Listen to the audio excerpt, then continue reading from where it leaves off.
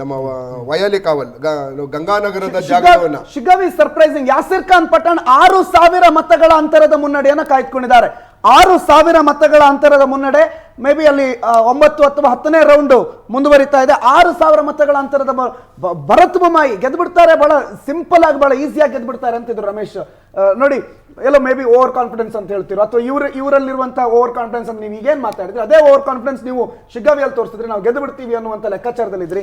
6,000 ಹಿಂದಿನ 3 ಕ್ಷೇತ್ರಗಳನ್ನು ನಾವು ಗೆಲ್ತೀವಿ ಅಂತ ಇನಿಷಿಯಲ್ ಆಗಿ ಹೇಳಿದ್ವಿ, ಮಾರ್ಜಿನ್ ಕಮ್ಮಿ ಆಗ್ಬೋದು ಅಂತ ಮಾತಾಡ್ಸ್ಬಿಡ್ತೀನಿ. ಅಲ್ಲ, ಇನ್ನೂ ಕೆಲವು ಸುತ್ತುಗಳು ಬಾಕಿ ಇದೆ. ಆನಂತರ ನನ್ನ ಪ್ರಕಾರ ಏನಂತ ಹೇಳಿದ್ರೆ, ಅಲ್ಲಿ ಮುಸ್ಲಿಂ ಡಾಮಿನೇಟೆಡ್ ಏರಿಯಾಗಳಿದೆಯಲ್ವಾ, ಅವರೆಲ್ಲ ಒಂದೊಂದು ಏರಿಯಾಗಳಲ್ಲಿ ಅಂದ್ರೆ ಕನ್ಸಾಲಿಡೇಟ್ ಆಗಿರ್ತಾರೆ. ಆದ್ರಿಂದ ಆ ಏರಿಯಾದ ಮತಗಳ ಇದು ಕೌಂಟ್ ಆಗ್ತಿದೆ ಅಂತ ಅನ್ಸುತ್ತೆ. ಬರುವಂತ ಸಮಯದಲ್ಲಿ ಭಾರಿ ಮುನ್ನಡೆ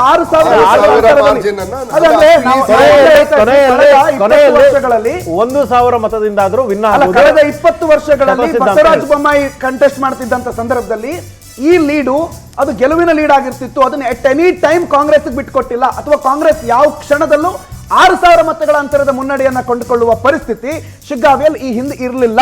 ಆ ಪರಿಸ್ಥಿತಿ ಈಗ ಬದಲಾಗಿದೆ. ಯಾಸಿರ್ ಖಾನ್ ಪಠಾಣ್ ಲೋಕಸಭೆಯಲ್ಲೂ ಕೂಡ ಈ ವಿಧಾನಸಭಾ ಕ್ಷೇತ್ರದಿಂದ ಕಾಂಗ್ರೆಸ್ಗೆ ಒಳ್ಳೆ ಮತಗಳನ್ನು ಕೊಟ್ಟಿದ್ರು. ಅದೇ ಕಾರಣಕ್ಕೆ ಅವ್ರಿಗೆ ಟಿಕೆಟ್ ಸಿಕ್ತು ಅನ್ನೋದು ಕಾಂಗ್ರೆಸ್ಸಿಗರ ವಾದ. ಅದೆಲ್ಲೋ ಒಂದ್ ಕಡೆ ಪ್ರೂವ್ ಆದಂಗೆ ಕಾಣ್ತಾ ಇದೆ. ಯಾಸಿರ್ ಖಾನ್ ಪಠಾಣ್ ಅವರಿಗೆ ಅದು ಏನೋ ಅನುಕಂಪದ ಮತಗಳು ಮತ್ತೊಂದು ಮಗದೊಂದು ಗೊತ್ತಿಲ್ಲ, ಬಟ್ ಮತಗಳೇ 6,000 ಲೀಡೆ. ಯಾಸಿರ್ ಖಾನ್ ಬಹಳ ಚೆನ್ನಾಗಿ ಮುನ್ನಡೆಯನ್ನು ಕಂಡಿದ್ದಾರೆ. In spite of Ajjampeer Khadri ಅವರ ಬಂಡಾಯ. 10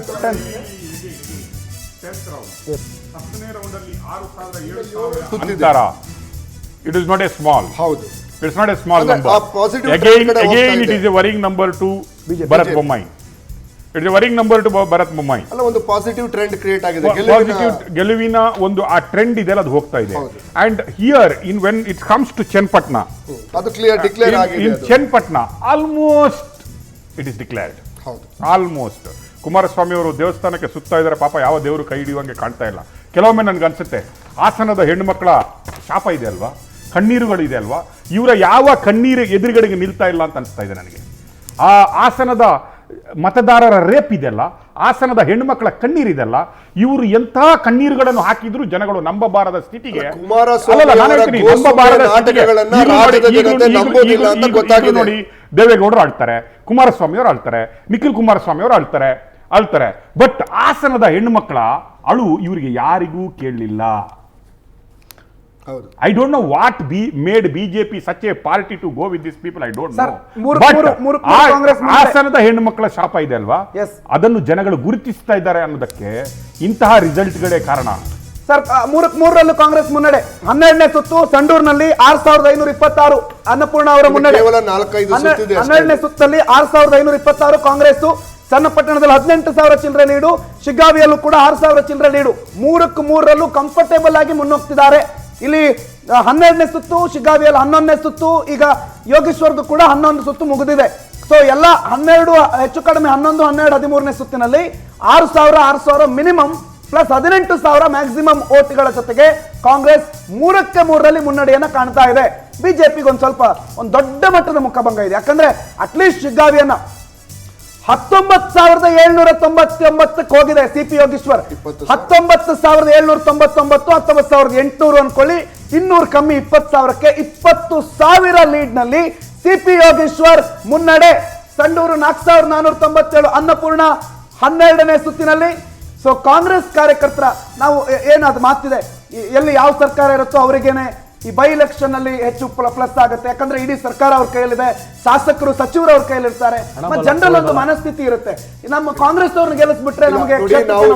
ಈ ಪ್ರಶ್ನೆ ಬಂದಾಗ ನಾನು ಹೇಳಿದೆ, ಇದನ್ನ ಯಾವಾಗ್ಲೂ ಆಡಳಿತ ಪಕ್ಷದ ಪರವಾದ ಅಲೆ ವಿಚಾರವಾದಕ್ಕಿಂತ ಅಲ್ಲಿನ ಸ್ಥಳೀಯ ಮಟ್ಟದಲ್ಲಿ ಇಲ್ಲೀಗ ಸಿದ್ದರಾಮಯ್ಯನವರು ಮತ್ತೆ ಕಾಂಗ್ರೆಸ್ ಅವರು ನೀವು ಪಾಸಿಟಿವ್ ಆಗಿ ತಗೋಬಹುದು. 3ರಲ್ಲಿ 3 ವಿನ್ ಆದ್ರೆ ನೋಡಿ, ಇವರು ನಮ್ಗೆ ಮೂಡ ಹಗರಣ ಅಂತ ನಮ್ಮ ಸಿಎಂಗೆ ಕಿರುಕುಳ ಕೊಟ್ಟರು, ನಮ್ಮನ್ನು ಕಪ್ಪೆ ಚುಕ್ಕೆ ಇಟ್ಲಿಕ್ಕೆ ಟ್ರೈ ಮಾಡಿದ್ರು. ಅದರ ನಂತರ ನಮಗೆ ವಾಲ್ಮೀಕಿ ಹಗರಣದಲ್ಲಿ ನಮ್ಮನ್ನು ಸಿಕ್ಸ್ಲಿಕ್ಕೆ ನೋಡಿದ್ರು, ಅಲ್ಲಿ ಇಡಿ ರೈಡ್ ಮಾಡಿಸಿದ್ರು. ನಾವಿಲ್ಲಿ ಮಾಡ್ತಾ ಇದ್ವಿ, ನಾಗೇಂದ್ರ ಅವರನ್ನು ಕರ್ಕೊಂಡೋಗಿ ಜೈಲಲ್ಲಿ ಇಟ್ಟರು. ಅದ್ರ ಮೇಲೆ ನಮ್ಮ ಭಾಗ್ಯಗಳು ಕೈ ಹಿಡ್ದಿದ್ದಾವೆ. ಅದಕ್ಕೆ ಇಂತಹ ಕ್ಷೇತ್ರಗಳಲ್ಲಿ ನಮಗೆ that may be your argument if it is 3 out of 3. ಅಲ್ಲ ಆರ್ಗ್ಯುಮೆಂಟ್ ಅಲ್ಲ, ನಾವು ಅಲ್ಲ, ಮೊದಲಲ್ಲಿ ಇದೇ ಇನ್ನೊಂದು argument ಶುರು ಆಗ್ಬೋದು. ಚುನಾವಣೆಗೆ ಮೊದಲು ಕೂಡ ಒಂದ್ ನಿಮಿಷ ಸರ್, ಇನ್ನೊಂದು ಶುರು ಆಗ್ಬೋದು. ಇದು ಇನ್ನೊಂದು ಮೂರು ಸಿದ್ದರಾಮಯ್ಯ ಅವರ ಕೈ ಬಲ ಆಯ್ತು. ಯಾಕಂದ್ರೆ ಸಿದ್ದರಾಮಯ್ಯನವರನ್ನು ಜನ ಒಪ್ಕೊಂಡ್ರು ಅಂತ ಹೇಳುವಾಗಲೂ ಅಲ್ಲ, ಕಾಂಗ್ರೆಸ್ ಸರ್ಕಾರವನ್ನು ಒಪ್ಪಿಕೊಂಡಿದ್ದಾರೆ. ಚನ್ನಪಟ್ಟಣದ ವಿಷಯಕ್ಕೆ ಬಂದಾಗ ಡಿಕೆ ಅವರ ಕುಮಾರಸ್ವಾಮಿ ಅವರನ್ನ ಒಕ್ಕಲಿಗರೇ ತಿರಸ್ಕಾರ ಮಾಡಿದ್ದಾರೆ. ಅವರ ಆರ್ಗ್ಯುಮೆಂಟ್ ಲಾಸ್ಟ್ಗೆ ಏನಾಗುತ್ತೆ ಅಂದ್ರೆ ಗೆದ್ದವನು ಏನ್ ಹೇಳಿದ್ರು ಅದು ಕೋಟ್ ಆಗುತ್ತೆ.